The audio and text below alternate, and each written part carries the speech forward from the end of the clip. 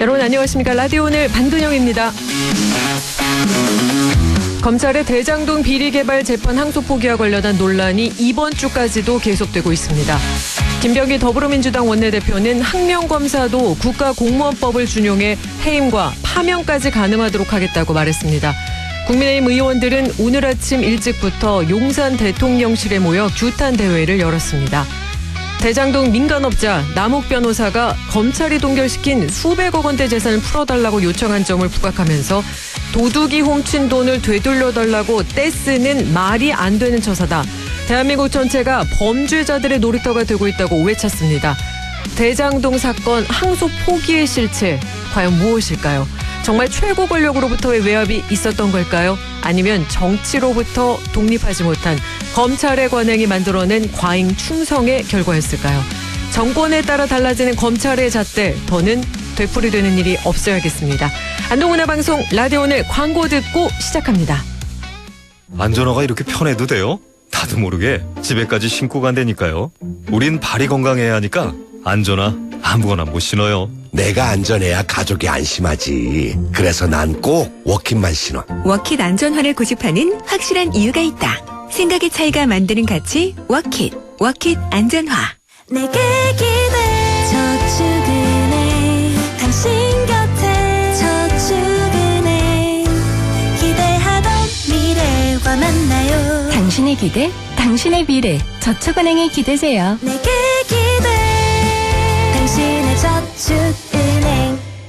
다들 또 음악 크게 듣네. 차에선 다들 이렇게 들어요. 그럼 경고음도 못 듣고 위험해. 네네, 알았어요.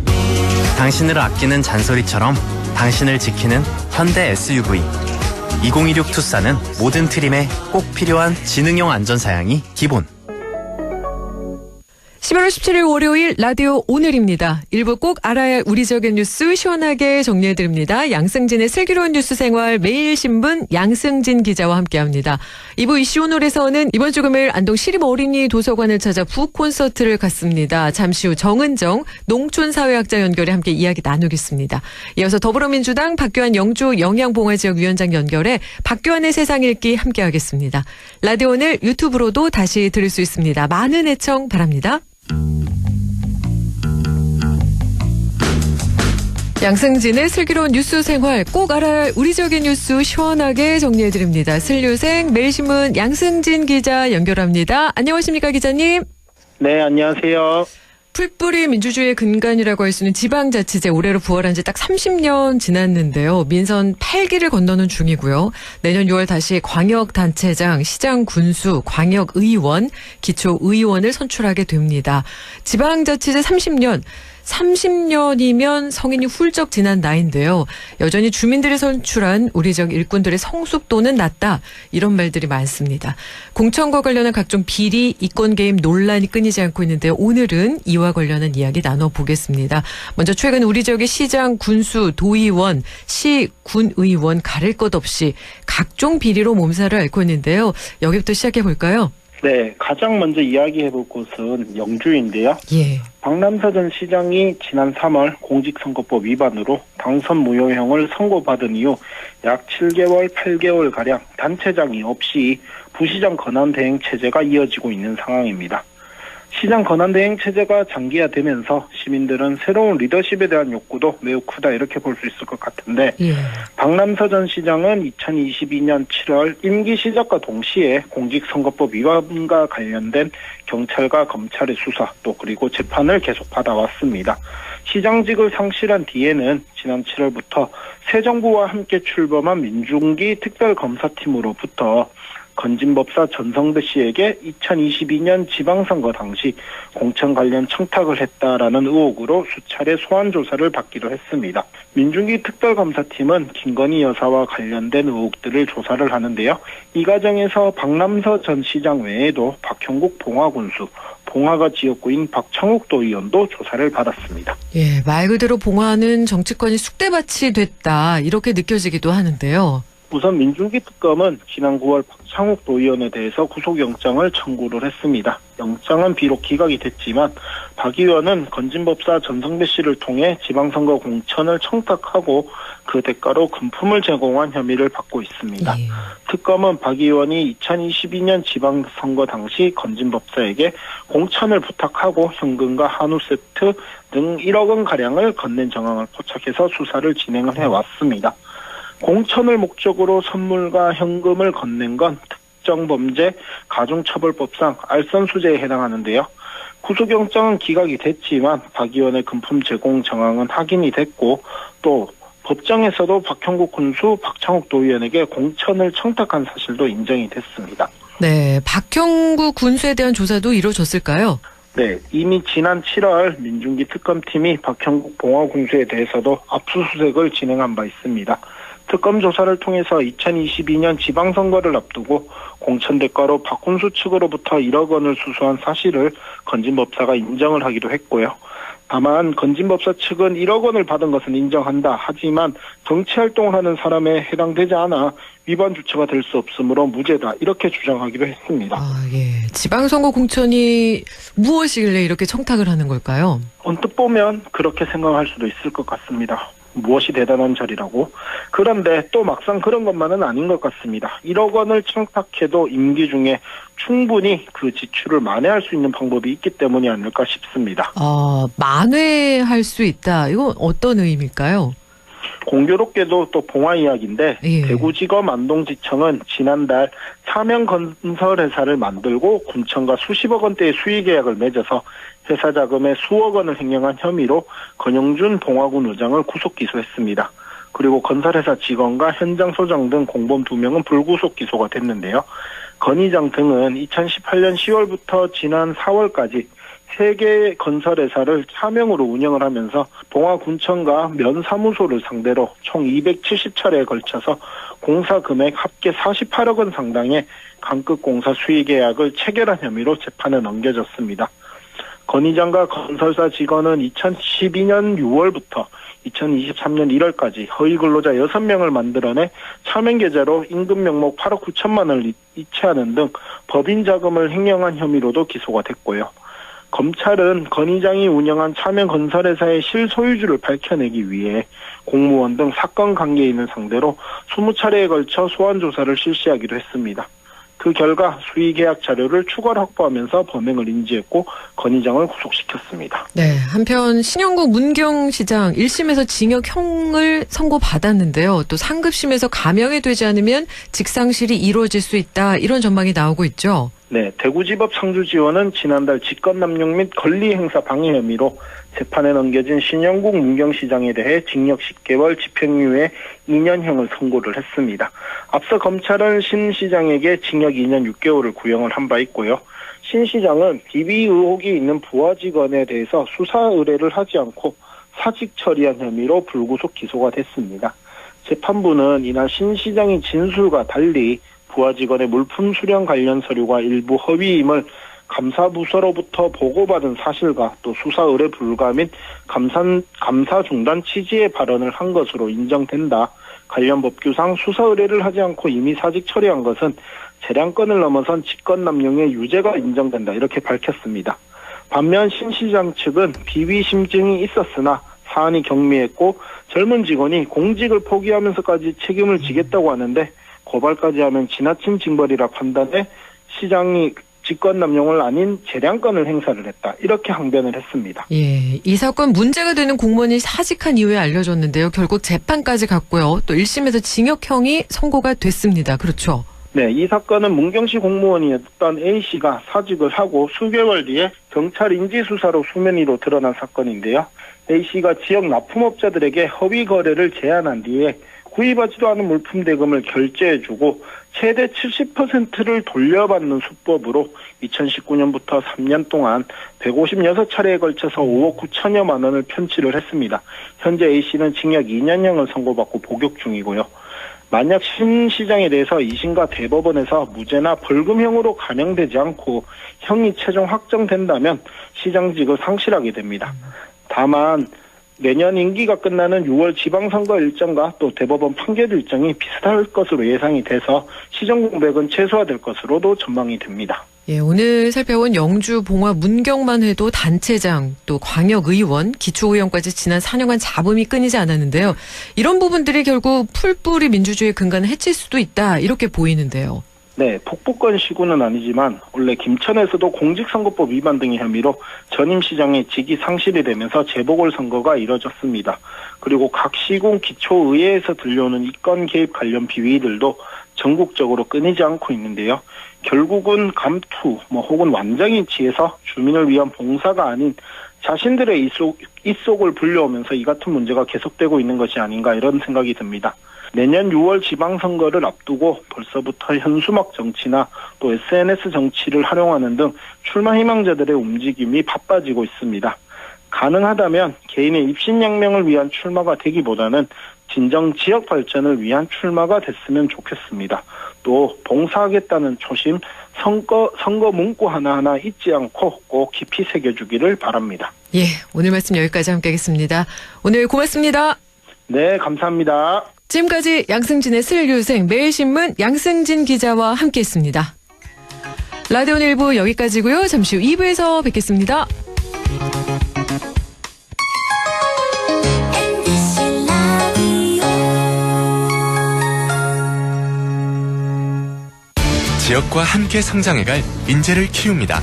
지역교육 혁신을 주도하는 안동과학대학교. 새로운 도전을 위한 성인학습자 평생 직업교육.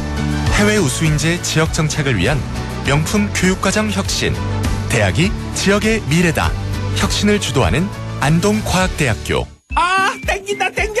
매콤 새콤 달콤한 맛. 무침에는 역시 땡기네 가오리. 장례식장 등 각종 대소사 최고의 인기 메뉴 땡기네 가오리. 물이 생기지 않아 언제 어디서든 포장 배달 택배 모두 가능한 안동 땡기네 가오리. 054-852-4988. 한순간에 일어나는 금융사기 예방과 대처법 알려드립니다. 첫 번째, 매일 문자 메시지에 있는 확인되지 않은 링크는 클릭하지 마세요. 개인정보 유출의 통로가 될 수 있습니다. 두 번째, 주민등록번호, 통장 비밀번호 등 개인정보를 전달하지 마세요. 대한민국의 공공기관에서는 전화나 문자 메시지로 개인정보를 요구하지 않습니다. 세 번째, 금융사기 피해가 의심된다면 112에 신고하고 해당 은행 고객센터에 전화하세요. 해당 계좌의 지급 정지를 요청할 수 있습니다. 네 번째, 금융사기 피해 금액에 대해서는 해당 은행을 방문하여 피싱사기 피해금 환급을 신청하세요. 다섯 번째, 은행의 보안 서비스를 적극 활용해 주세요. 확인되지 않은 PC에서는 이체가 안 되게 하거나 해외 IP를 차단하는 등 금융사기 예방이 가능한 서비스를 이용할 수 있습니다. 한순간의 클릭으로 일어나는 금융사기 예방과 대처법을 꼭 기억해 주세요.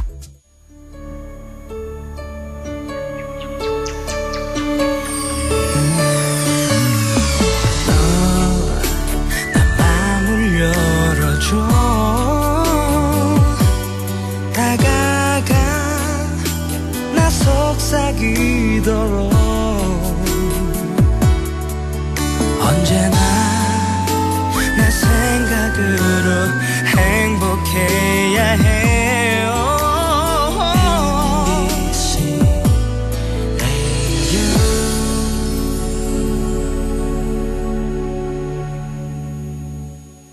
100.1 MBC 라디오.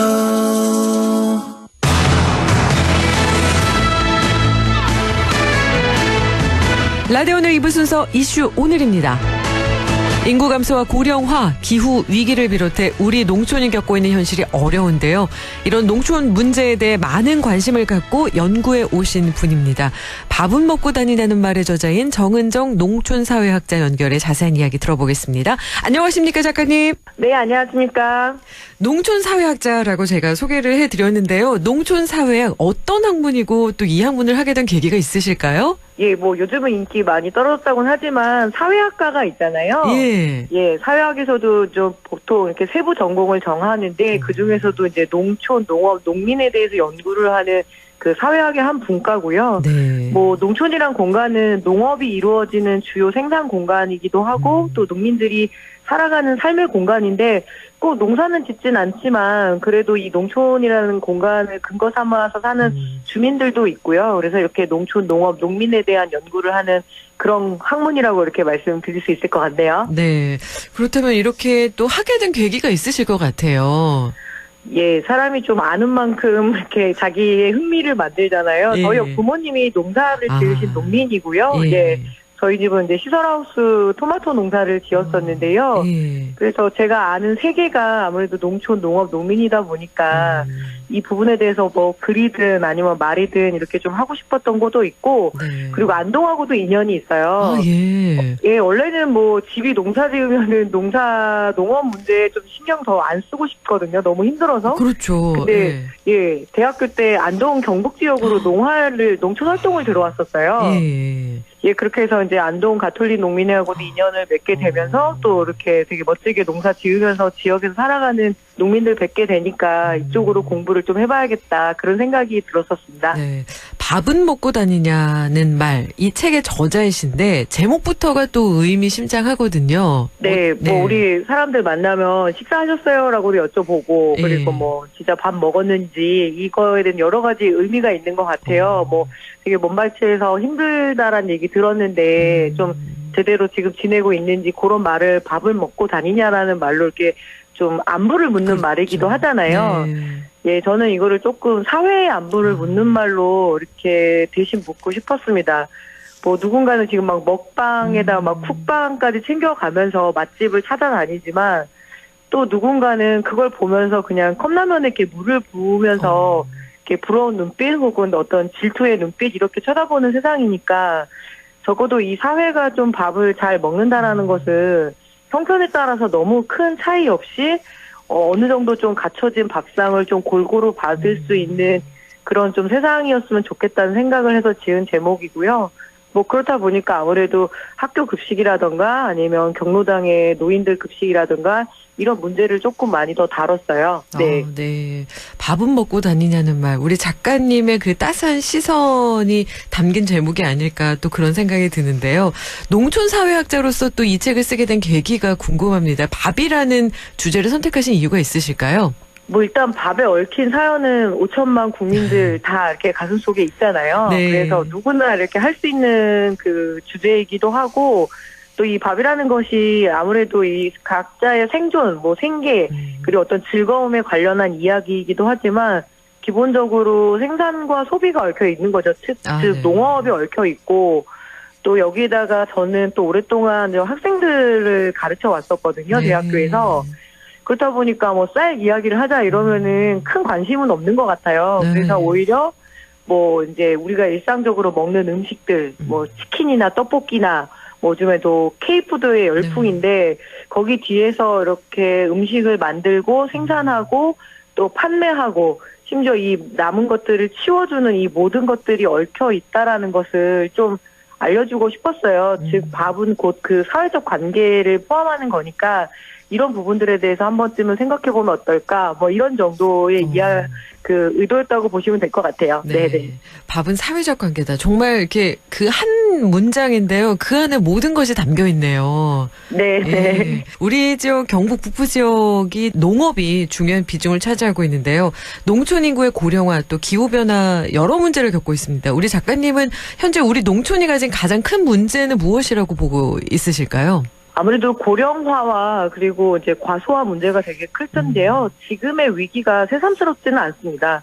고령화 문제 제기가 이미 1980년대부터 있어왔거든요. 근데 제가 안동 지역 가게 되면 항상 그 지역의 농민들이 오일장이 열리면 뭐 어깨가 부딪힐 정도로 걸어다닐 수 없었다 이렇게 얘기했는데 그때부터 이미 좀 사회적 통계나 이런 것들을 보면 농촌의 주민들은 도시로 떠나고 그리고 농촌은 비어가는 현상들이 있었어요. 그래서 대책은 사실 그때부터 세웠어야 됐는데 이제 많이 놓친 거죠. 그런데 여기에 기후위기 문제까지 중첩이 되면서 지금 한국의 농촌이 2중고가 아니라 거의 3중고, 4중고를 겪고 있거든요. 게다가 경북 북부 지역 같은 경우에는 사과와 과수의 주산지잖아요. 그렇죠. 제가 찾아보니까 사과가 거의 65%를 차지하고 있는 거죠. 근데 또 반대로 한국 사람들이 가장 좋아하는 과일이 사과거든요. 네. 맞습니다. 그러면은 이게 경북 북부 지역이 흔들린다라는 것을 이 우리나라 국민들이 어떤 그 사과 먹는 즐거움, 행복, 건강 이런 것까지 함께 흔들리는 문제잖아요. 그럼 여기에 대한 대안들을 보통 뭐 날씨가 이제 더워지니까 강원도로 올라가서 강원도 사과를 먹으면 되는 거 아닌가? 이렇게 간편하게 생각할 수도 있는데 그건 결코 대안은 아니죠. 왜냐하면 이 평생 사과 농업에 매달려온 이 농민들이 계시고 또 이 사과를 중심으로 해서 삶을 꾸려온 지역 주민들의 삶이 있기 때문에 그렇게 단순하게 대응할 문제는 아닌 것 같습니다. 특히 기후위기 문제 같은 경우에는 추상적인 문제가 결코 아니거든요. 뭐 특히 이제 너무 안타깝게도 올해 봄에 경북 북부 지역에 너무 큰 산불이 있었고 이거의 어떤 기본적인 근본 원인이 기후위기 문제라고는 하는데 여기 어떤 가뭄, 홍수, 산불 이런 것들은 결국에 가장 약한 농촌 지역 주민들이 먼저 겪고 있다는 게 제가 가장 좀 마음이 아프고요. 그래서 이 연결성을 좀 가졌으면 좋겠습니다. 농촌의 문제가 농촌만의 문제가 아니라 이 도시의 문제이기도 하고 또 이 부분에 대해서 함께 대책을 세우고 고민을 해야지만 그나마 이 위기를 좀 넘어갈 수 있지 않을까 싶어요. 그리고 뭐 아나운서님께서 여쭤보신 대로 아무래도 지금의 뭐 농민들의 어떤 고령 문제, 고령화 문제, 그리고 뭐 과소화 문제는 결국은 건강 문제로 직결이 되거든요. 일을 더 많이 하셔야 되니까 아무래도 더 이제 건강을 해치는 그런 문제. 이런 거에 대해서는 좀 시급하게 대책을 좀 세워야 되지 않을까요? 네. 농촌의 문제는 도시의 문제다. 그리고 또 건강 문제와도 연관이 되어 있다. 이렇게 말씀을 해 주셨는데 또 우리 작가님께서는 여성 농민의 현실에 대해서도 많은 관심을 갖고 계시잖아요. 여성 농민이 겪는 어려움은 또 어떤 게 있다고 보시나요? 뭐 여성 농민인 경우에는 이제 우리 어머니의 이야기도 하고 이렇게 뭐 숙모님들의 이야기이기도 한데 지금 현재 농업 생산자의 51%가 여성 농민입니다. 그러니까 생산의 주요 주체이기도 하고 그렇지만 이렇게 법적으로도 그렇고 문화적인 소외 현상이 되게 심한 그 부분인데 그러니까 생산의 대부분을 그러니까 절반 이상을 책임져 주는데 법적으로도 문화적으로 그냥 이 일 자체가 마치 보조적인 업무인 것처럼 이렇게 취급받는 그런 문제에 대해서는 법적으로도 그렇고 인식 개선도 필요한데 또 문제는 뭐냐면은 이게 건강도 굉장히 불평등하다라는 거죠. 같은 이렇게 농업을 하더라도 특히 여성 농민들이 더 노출되는 병들이 있거든요. 예를 들어서 밭농사의 주요 생산 주체이기 때문에 많이 쪼그려 앉아서 작업들을 하세요. 그렇다 보니까 근골격계가 매우 많이 심각하게 망가져 있는 상태인데 그렇다면 좀 이런 것들은 좀 사전적으로 먼저 검진하고 또 좀 안전한 작업 환경을 만들 수 있게끔 정책을 입안해야 되고 거기에는 또 젠더적인 관점이 분명히 들어와야 되거든요. 그래서 그런 부분들에 대한 얘기를 좀 하고 싶었고요. 그리고 이제 좀 어려운 말씀이긴 합니다만 특히 경상북도에 어떤 보수적인 문화가 있잖아요. 그러면은 다른 지역의 여성 농민들보다 훨씬 더 문화적으로 억압이 되는 부분들이 있을 겁니다. 이런 부분에 대해서는 특히 지역의 언론들이나 그리고 운동 같이 함께 하시는 분들 모두 다 노력해서 인식 개선 또 문화 캠페인 이런 것도 저는 굉장히 중요하다고 생각하고요. 네. 아, 여성의 보조적 존재로 그리고 또 그렇다 보니까 근골격계 건강 문제 이런 부분에 있어서는 사회적으로 함께 우리가 돌봄의 문제로 가야 된다라는 말씀해 주셨는데 정말 와닿고요. 제 주변에도 그런 어머님들이 많이 계시거든요. 근데 또 반가운 소식인 게 우리 작가님 저희 지역에서 볼 수가 있습니다. 오는 금요일이죠. 안동 시립 어린이 도서관에서 우리 작가님 초청해서 북 콘서트를 여는데요. 어떤 얘기들을 우리 독자들과 나누실 예정일까요? 살짝 알려주실 수 있을까요? 네. 저는 뭐 치킨, 떡볶이, 김밥 이런 이야기 많이 하거든요. 그래서 이런 대중적인 음식들 이야기 나누면서 그 속에 얽힌 세상과 사람의 이야기, 특히 모든 음식의 첫 출발인 농업, 농촌 이야기 어떻게 연결되어 있고 우리가 어떻게 먹으면 좋을까 그런 이야기 좀 편안하게 나누고 싶습니다. 네, 편안하게 치킨 떡볶이로 시작은 하지만 결국 농업 문제는 우리의 문제다. 이곳을 우리 가슴 안에 안고 갈 것 같은 제 이렇게 예감이 드는데 맞을까요, 작가님? 예, 맞습니다. 너무 잘 말씀해 주셔서 감사하고요. 예, 저도 열심히 준비해서 안동 시민들 뵈러 가겠습니다. 많이 와주십시오. 여러분 기대 많이 해주시고요. 사실 우리 작가님께서는 농촌 얘기만 아니라 치킨을 주제로 한 책도 쓰셨고 떡볶이를 다룬 책도 쓰셨기 때문에 더 이렇게 여러분 여러분께서 즐겁게 함께 하실 수 있을 것 같은데요. 살짝만 떡볶이와 치킨 책은 또 어떤 책인지도 알려주실 수 있을까요? 뭐 떡볶이하고 치킨은 언제나 옳지만 네. 정말 이거를 만들고 또 팔고 그리고 우리가 먹다 남은 이 닭뼈를 치우는 사람들의 삶까지 그렇게 행복할까? 이런 좀 차가운 질문을 얘기하면서도요. 네. 그래도 음식은 언제나 맛있으니까요. 그렇죠. 그래서 맛있는 이야기도 보태볼까 해요. 네. 네, 음식은 기억이고 또 관계다라는 말씀을 평상시에 또 많이 해주셨는데요. 여러분 떡볶이와 치킨 얘기하면서 쌀 얘기하면서 우리의 관계도 함께 돌아보고 우리 사회적인 문제도 함께 돌아볼 수 있는 시간. 오는 금요일 안동시립 어린이 도서관에서 우리 작가님과 함께 하실 수 있습니다. 여러분 많이 오셨으면 좋겠습니다. 작가님 오늘 말씀 여기까지 함께 하겠습니다. 고맙습니다. 네, 고맙습니다. 지금까지 정은정 농촌사회학자와 함께 이야기 나눴습니다. 라디오 오늘에서는 청취자 여러분의 참여를 기다리고 있습니다. 우리 지역에서 발생한 사건 사고 소식이나 함께 토론하고 싶은 내용을 안동 MBC 홈페이지 라디오 오늘 게시판에 올려주시기 바랍니다. 전화와 문자 참여도 하실 수 있습니다. 전화는 851국에 7191번, 문자는 샵 0913번으로 보내주시면 됩니다. 문자는 단문 50원, 장문 100원의 정보 이용료가 있습니다. 여러분의 많은 참여 바랍니다.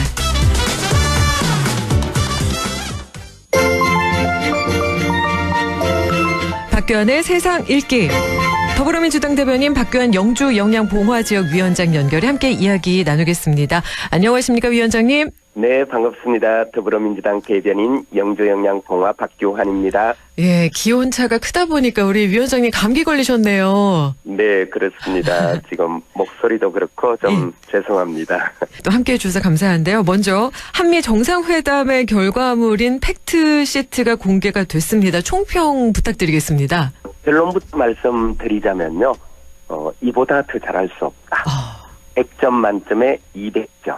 사실 이번 한미 무역통상협상은요. 우리가 무언가를 얻기 위해서 우리가 원해서 벌인 협상이 아니잖아요. 예. 초강대국 미국의 일방적인 관세 부과에 따라서 우리가 어쩔 수 없이 끌려나가서 시작한 협상인데요. 또 우리나라만이 아니라 세계 여러 나라가 미국의 일방주의로 이제 경제적 불안 느끼면서 미국과 협상장에 이렇게 나갈 수밖에 없었고요. 그래서 애초 분리할 수밖에 없는 협상이었는데도 불구하고 우리가 가진 자원과 능력을 지렛대 삼아서 미국과 제대로 한번 삿바 싸움도 했고요. 무엇보다도 빨리 성과를 내고 싶어하는 미국에 끌려가지 않고 잘 버티면서 그 어느 나라보다도 최대한 우리 것을 지켜낸 협상이었다. 또 게다가 무역통상협상 계기로 또 안보 분야에서는 뭐 추가적으로 우리가 더 많은 것을 또 얻어내기도 했죠. 그래서 저는 이런 어려운 여건 속에서도 국익 지키고 우리 경제의 불확실성 제거하고 안보 역량을 좀 비약적으로 강화한 한미동맹 한 단계 격상시킨 협상 결과였다. 그것이 팩트시트로 이번에 확실하게 공개되었죠. 네, 끌려가지 않고 잘 버티고 우리 것을 잘 지켜낸 협상이었다라는 말씀해 주셨는데요. 그런데 야당의 반응이 좀 다릅니다. 국익 대신 모호한 약속만 남았다. 이렇게 평가를 하고 있는데 어떻게 보시나요? 저는 야당으로서는 지금 좀 이재명 정부의 성과에 대해서 제가 있는 그대로 제 느낌을 표현하자면요. 좀 배아파하는 것 같아요. 사실은요. 국민들께서도 기억하실 텐데 한덕수 대통령 권한대행 시절에 미국과 이 관세 협상을 빨리 끝맺겠다고 장관들 미국 보내고 했던 그런 일까지 있었잖아요. 만약 그때 한덕수 총리가 미국과 관세 협상을 막 해서 당신은 그랬잖아. 빨리 끝내라고. 미국이 원하는 대로 빨리 들어주라고. 미국이 원하는 대로 빨리 들어줬으면 정말 이거는요. 두고 우리 국민에게 씻을 수 없는 그런 엄청난 피해로 남았을 겁니다. 협상 잘해서 성과가 나오고 또 국민들로부터 지지를 받고 칭찬을 받으니까 좀 저는 얼토당토 않는 이런 비난을 하고 있다. 이거는요. 국익에 도움되지 않습니다. 네. 국익에 도움되지 않는다라는 말씀해 주셨는데 야당 쪽에선 국회 비준을 받아야 한다. 국민과 국가의 재정적 부담을 주는 조약이나 비준 대상이다 이렇게 또 얘기하고 있는데 이 부분은 어떻게 생각하실까요? 이번에 팩트시트를 발표했잖아요. 예. 팩트시트라고 영어로 써서 그런데요. 이건요. 설명 자료고요. 예. 두 나라 정상이 합의한 내용을 이제 문서로 명문화하긴 했지만 이건 그 자체로는 법적 강제력이 없어요. 예, 법적 강제력 있는 조약이나 협정이 아닌 우리 두 정상은 이런 내용을 합의했다라고 그 합의 사항을 분명하게 하기 위한 문서일 뿐입니다. 그렇기 때문에 법적 강제력 있는 조약이나 협정이라면 이건 당연히 헌법상의 국회 비준 대상이 됩니다. 근데 이거는요, 강제력 있는 조약이 아니기 때문에 일단 헌법상의 비준 대상은 아니고요. 네. 그 다음에 법적 강제력이 없는 팩트시트를 우리가 미리 굳이 비준을 통해서 우리 스스로 족쇄를 채울 필요가 없죠. 왜냐하면 사실 지금 트럼프 행정부의 이런 대외 정책이라든가 무역 정책이 향후에 또 어떤 변화가 있을지 모르고 그리고 실제로 우리가 이런 투자처를 선정해서 앞으로 3,500불 조선과 기타 분야에 투자한다고 하지만요. 투자처를 선정하는 시간이라든가 이런 거 다 감안해 보세요. 또 몇 년이 흐릅니다. 그러면 실제로 트럼프 행정부 이후에 또 어떤 상황이 빚어질지 모르잖아요. 그리고 또 트럼프 행정부의 관세 부과에 대해서 현재 미국 대법원에서 지금 재판 중이잖아요. 트럼프 행정부의 관세 부과가 불법이다. 이런 판결이 내려질지도 모르고 이런 여러 가지 유동적인 정세나 상황을 고려해 본다면 우리가 먼저 나서서 굳이 우리는 반드시 이행하겠다. 이렇게 이것은 법적인 강제력 있는 조약이나 협정 수준이다. 이렇게 우리 스스로 왜 그렇게 해야 되나요? 그럴 이유가 없잖아요. 이렇게 되면 향후에 발생할 수 있는 어떤 여러 가지 변수에 우리가 대응할 수가 없게 됩니다. 그래서 그렇게 할 필요 없습니다. 그래서 국회 차원에서 어떤 재정 지원이나 이런 게 필요하다면 특별법이라든가 이런 걸 통해서 우리가 준비하면 되고요. 그래야 우리가 향후 전개될 상황에 능동적으로 대응할 수가 있는 것이죠. 이번 팩트시트에는 통상 분야만이 아니라 안보 분야 협상 결과도 담겼는데요. 이 결과는 어떻게 보실까요? 예, 안보 분야와 관련해서 제일 큰 게 이제 우리 국민들 아마 다 알고 계실 텐데 핵 추진 혹은 원자력 추진 잠수함이라고 불리는 요 사안이죠. 그래서 핵 추진 잠수함이 포함되어 있고 이것과 사실은 또 연동이 되는데요. 사실 아시다시피 우리나라는 잠수함 건조 능력은 세계 최고입니다. 근데 다만 우리는 이제 주로 디젤 엔진으로 추진되는 잠수함이고요. 원자력 소형 원자로가 탑재된 그런 이제 핵 추진 잠수함은 못하는 이유는요. 이게 이제 미국이나 그밖에 IAEA 국제 원자력 기구라든가 이런 쪽과의 어떤 관계 또 제재 미국과 우리가 맺어놓고 있는 원자력 협정 이런 것 때문이거든요. 그래서 미국과 또 한미 원자력 협정 우리가 개정해서 우라늄 농축 그리고 사용 후 핵 연료 재처리라는 이런 것들을 좀 우리도 할 수 있도록 얻어내자라는 것이 대단히 중요한 내용인데요. 미국에서 그 절차를 지지하겠다라고 이야기했죠. 이런 내용이 이번에 다 담겨져 있습니다. 그래서 이거는요 대단히 중요하죠. 핵 주권의 문제이기도 하고요. 그리고 특히 우리 한반도를 주변에 바다에서 아시다시피 중국 잠수함, 북한 잠수함, 핵 추진 잠수함들이 많이 지금 운항하고 있는데 사실 이런 것들을 좀 경계하기 위해서도 핵 추진 잠수함 필요할 뿐만 아니라 우리나라도 향후 대양 해군으로 나아가야 되는데요. 그런데 핵 추진 잠수함은 정말 필수거든요. 그래서 이것도 얻어내고 관련된 원자력 협정 개정 절차 같은 것도 향후 그 부분에 대해서 협조하겠다라고 라고 한 건 대단히 큰 성과고요. 그 밖에도 전시작전 통제권 이재명 대통령 임기 내에 이제 한국이 회수하는 거죠. 전자권 전환 문제 이것도 미국이 동맹 차원에서 지속적으로 협력하겠다 약속한 것 이것도 큰 성과다 이렇게 볼 수 있겠습니다.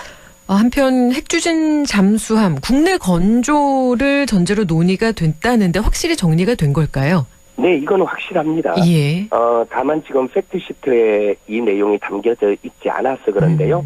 그거는 지금 트럼프 대통령이 미국 조선 산업을 좀 부흥시키려고 하는 뭐 이제 그분 입장에서 요 내용을 한국 내 건조라고 못 박는 것이 이제 뭐 부담스럽지 않겠습니까? 네. 그랬던 것이고요.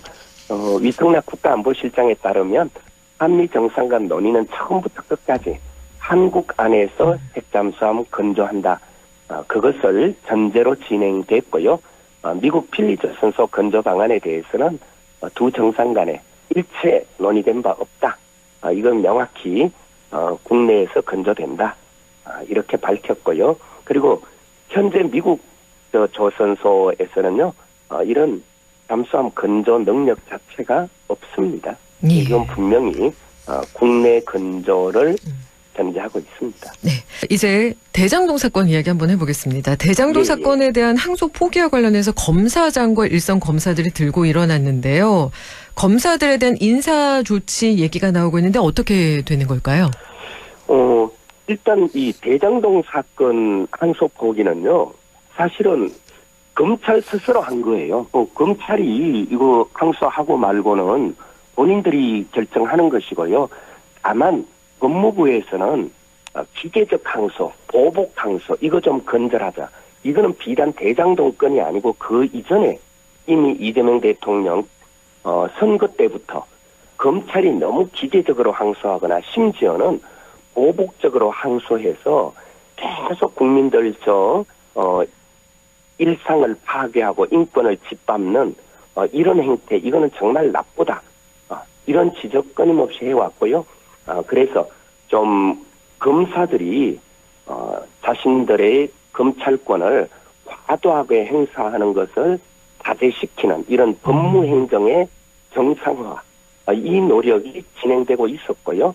단지 법무부는 그런 차원에서 신중하게 모든 항소는 그렇게 결정해야 된다는 일반론을 이야기하고 있는데 검찰에서 스스로 대장동 항소를 포기했단 말이에요.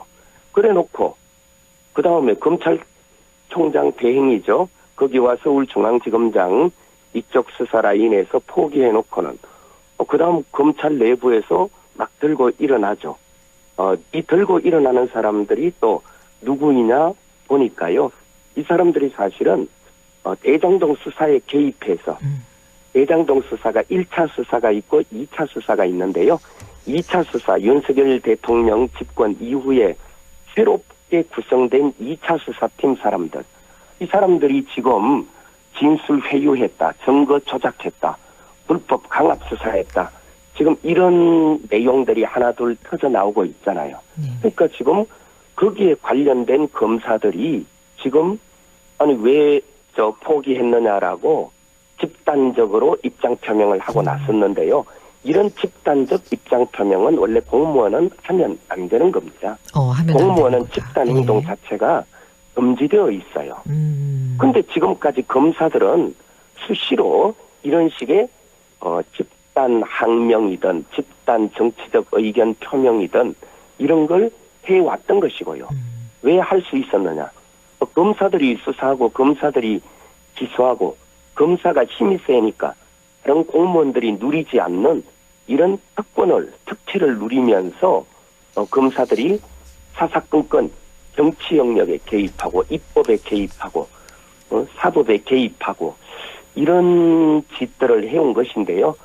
저는 이번에 검사들이 일선 검사장 그리고 검사들이 항소 포기와 관련해서 집단적으로 의견 표명하면서 국민의힘 혹은 이른바 보수 언론 이런 쪽과 이심전심으로 서로 밀어주면서 정치 행동하는 것, 이거 저는 반드시 바로 잡아야 된다고 보고요.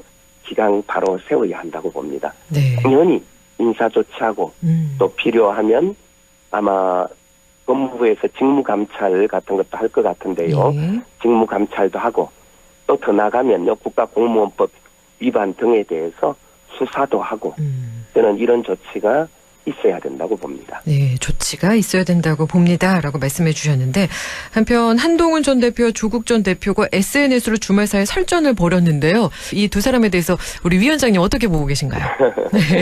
저기 대장동 사건 둘러싸고 한동훈 대표가 계속 지금 예. 뭐 하루에도 뭐 수십 번 페이스북에 글을 올리면서 계속 이야기하고 있는데요.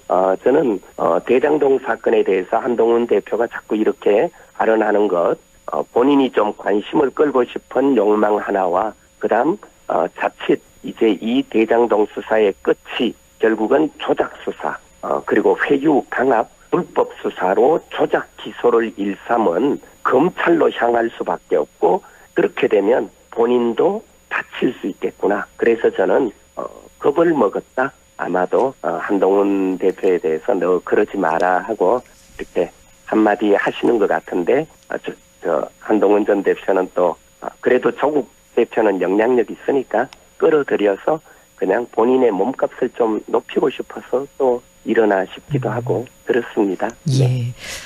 그리고 한강버스가 계속해서 논란인데요. 강바닥에 걸려 멈추는 사고가 발생하자 김민석 총리가 사고 원인 규명과 대책 점검을 지시했는데요. 이 부분은 또 어떻게 보고 계실까요? 사실은 이 한강버스는요. 예. 계획 단계에서부터 운항 그리고 또 현재 이런 사고 일어나는 것 또 사고 처리에 이르기까지 말 그대로 이거 총체적 부실입니다. 이대로 내버려두면요. 무슨 사고가 더 크게 날지 모릅니다. 이게 2015년 18년 이때 경제성 분석에서 사업성이 현저히 떨어진다. 예. 이런 결과 나왔는데도 오세훈 시장이 이거를 무리하게 지금 추진했고 그리고 솔직히 이게 무슨 대중교통입니까? 그런데도 불구하고 굳이 대중교통이다. 유람선이 아니라 한강버스다. 또 그래야 대중교통으로 지원을 받아낼 수 있고 지원을 할 수 있으니까. 그래서 지금 무리하게 지금 운행하고 있는데요. 지난 9월에 개통하고 난 뒤 지금까지 크고 작은 사고가 16건 이상 일어났고요. 그것도 다양하게 뭐 전기 개통 이상, 방향타 고장, 뭐 선체 하부 파손, 시설 결함 10개 다 일어났고요. 그래서 도저히 안 되겠다 해서 운항 열흘 만이죠. 한 달간 지금 무승객 시범 운항했잖아요. 승객 탑승은 중단하고 승객 없이 운행하기도 하다가 11월 1일에 운행 재개했는데 재개한 지 한 보름 만에 또다시 사고가 났고요. 어제는 무슨 또 선착장 진입 중에 땅바닥에 걸려서 지금 멈춰섰다 그러고요. 이게 수심이 낮아서 처음부터 이런 문제 있을 거라고 계속해서 문제 제기했는데도 불구하고 사고 없을 거다. 이러면서 그냥 지금 운항한 결과가 지금 이 모양이죠. 그래서 저는 이런 식으로 오세훈 시장한테 맡겨놓으면요. 어떤 대형 사고 일어날지 모릅니다. 그래서 이거 총리실이 개입하고 저는 정부가 좀 개입해서 법적으로 가능한 모든 방법 다 취해서 이거 안전조치 확실하게 해야 된다고 보고요. 오세훈 시장 국민 시민 안전담보로 정치적 욕심 부리면 안 됩니다. 일 잘해서 칭찬받을 생각하셔야지 어떤 정치적 성과 내려고 하면요. 이거 오히려 본인한테 엄청난 부담으로 돌아갈 거다. 이런 저는 경고하고 싶습니다. 경고하고 싶다라는 말씀으로 정리를 해주셨고요. 이재명 대통령 오늘 G20 정상회의 참석을 계기로 아프리카 중동 순방길에 올랐습니다. 이번 순방 어떤 의미와 목적이 있을까요? 네, 남아공 G20 정상회의를 계기로 지금 아프리카 순방 쪽 나서셨는데요. 또 중동도 순방하시고요. G20 정상회의가 아프리카에서 개최되는 게 이번이 처음이라고 합니다. 그만큼 의미 있고요. 우리가 지금 순방하는 이 아프리카 중동을 우리가 글로벌 사우스라고 해서 소위 말하는 이 북반구의 선진국에 대비되는 옛날식으로 말하자면 뭐 제3세계 혹은 개발도상국이라고 불리는 그러나 다르게 표현하자면요. 아주 잠재 역량이 충분한 앞으로 발전 가능성이 무궁무진한 나라들이죠. 그래서 이번 기회에 20 정상회의에도 참석하시고 그리고 아프리카, 중동 이런 쪽을 쭉 순방하면서 향후 이제 그 지역과 우리 대한민국의 또 협력, 교류도 강화해내고 그래서 지속 가능한 성장, 특히 또 기후 위기라든가 이런 문제들도 같이 의논하면서 또 그 지역의 개발 발전에 우리 대한민국이 협력해 나가면서 향후 공동 번영할 수 있는 저는 이런 중요한 계기를 만들기 위해서 이번에 출국하셨는데요. 좋은 결실 맺고 또 돌아와 주십사 응원한다 이런 메시지 좀 전해드리고 싶습니다. 예, 오늘 말씀 여기까지 함께하겠습니다. 오늘 고맙습니다. 네, 고맙습니다. 지금까지 박규환의 세상 읽기 더불어민주당 대변인 박규환 영주 영양봉화지역위원장과 함께했습니다.